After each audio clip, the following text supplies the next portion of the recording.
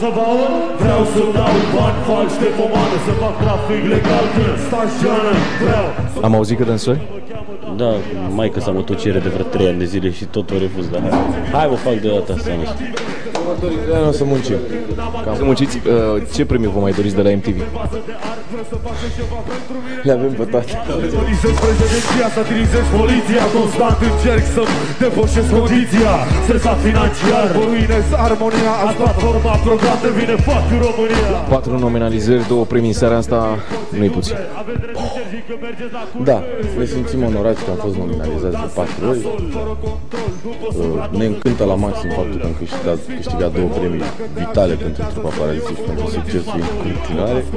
Publicitatea decide, cine că 4 ani de acum ucide mizlucide. Cer de la mine ce nu poate da nimeni și știu că trebuie să menții dorința de a trăi. Care dintre cele 2 premii te bucură cel mai tare?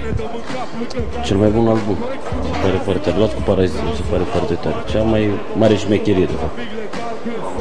Că nu era vorba de categorie de hip-hop sau cel mai bun album românesc. Vreau să dau bani falși de pomană, să fac trafic legal când stația. Vreau să fac politică, mă cheamă datoria, sloganul meu electoral e fucking. În primul rând, celor care ne-au votat vrem să le mulțumim, să asculte muzică bună în continuare, să aștepte că în iulie urmează un nou album Paraziții, 2 albume solo.